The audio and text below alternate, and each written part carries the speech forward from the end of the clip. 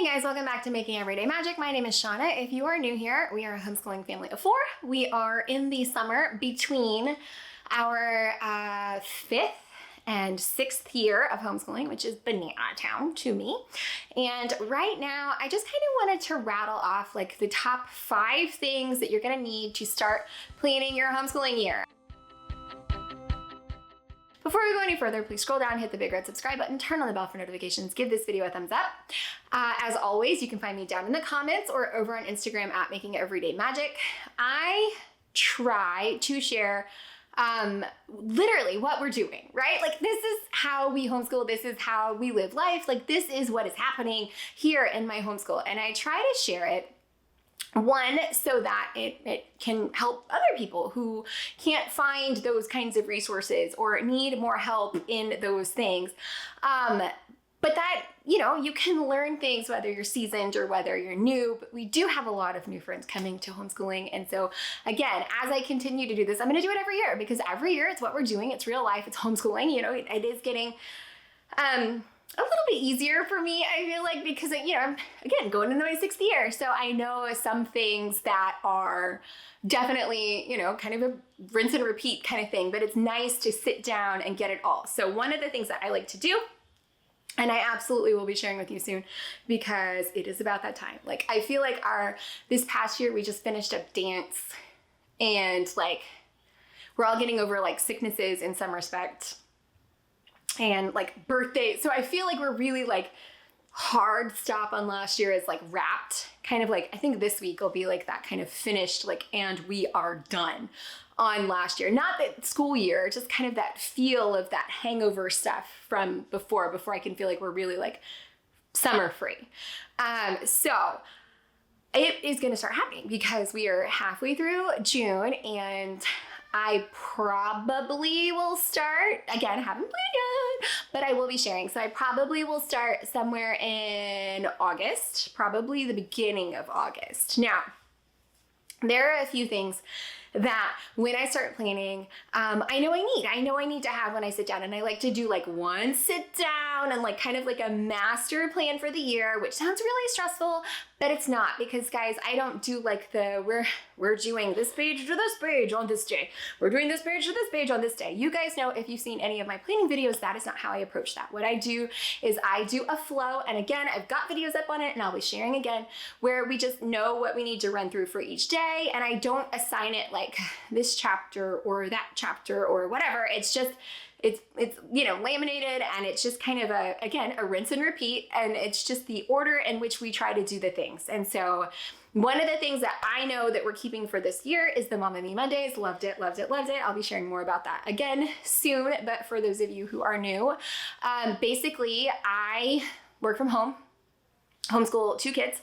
And so for me, I try to combine as much as we can into family subjects, you know, like histories.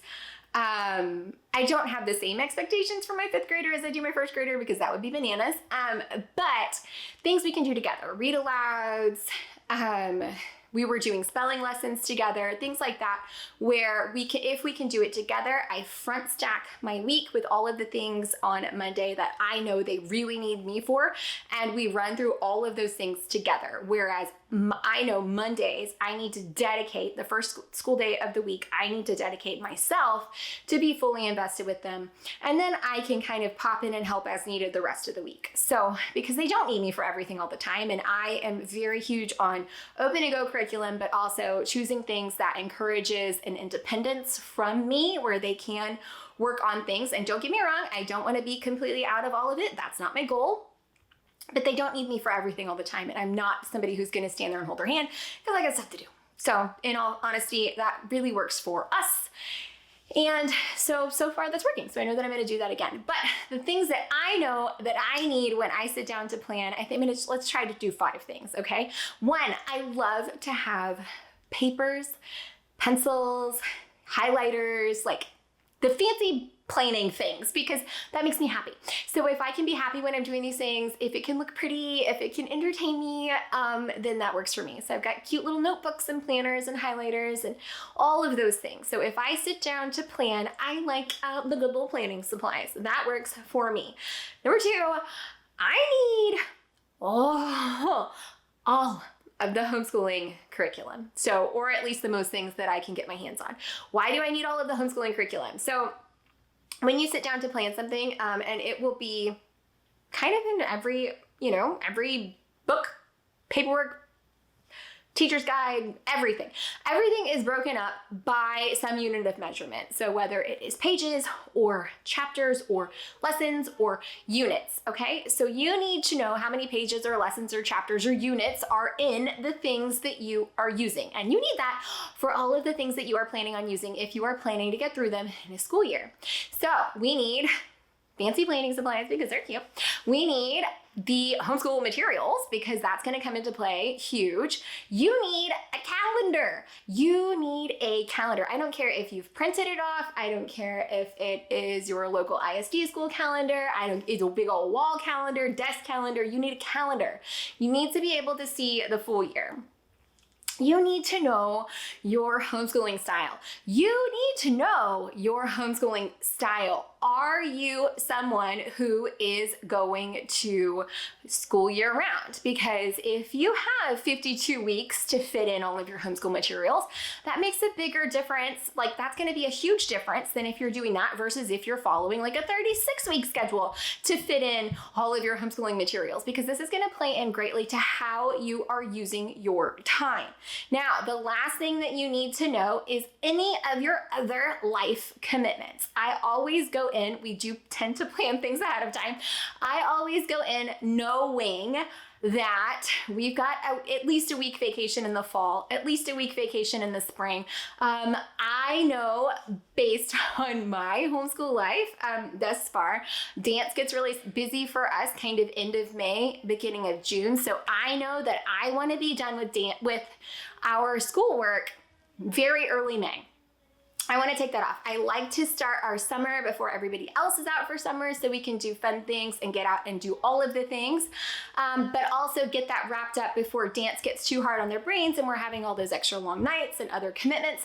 I also know that I like to take off, again, dance gets a little crazy, but also life gets a little crazy around the holidays. So I like to take off as much of December as possible. We usually only school like 1 or 2 weeks into December. I also like to take off the entire week of Thanksgiving if I can. Like I said, we almost always have vacations booked. So I know based on the things that we have coming up, some of the things that stay relatively the same, dance schedule, I know that we're always going to have a vacation around those couple of times of year in the fall and in the spring. And whether that's we actually go somewhere or we just kind of hang out, I also know that based on when our vacation is in the fall, I like to try to get like a solid 6 weeks of school in before we're going to take this big break. So I know that for me, I don't want to get, 2 weeks in and then take a break. So for me, I know that I need to be able to kind of do some of these things. Ditto in the spring. I like to get like 6 weeks in before we take off any time for a spring vacation. So for me, it is very important that I, 1, have a lot of time off, and 2, that I get in big chunks before we start disrupting the schedule, because it really helps to kind of get you settled into the year. So if you can gather all of these things and bring them to the table, those are the things that I am going to have in my pocket, in my toolbox when I come and sit down and start planning. So all of these things can help you. Now, right down to kind of the nitty-gritty of it, guys, if you know that the longest homeschooling curriculum that you have is a 36-week curriculum to get through all of the lessons, that you know that you need to be homeschooling for 36 weeks. And then you can retroactively plug into your year calendar based around the dates you know when you do and don't want to be there. This is my plan. This is how I do it.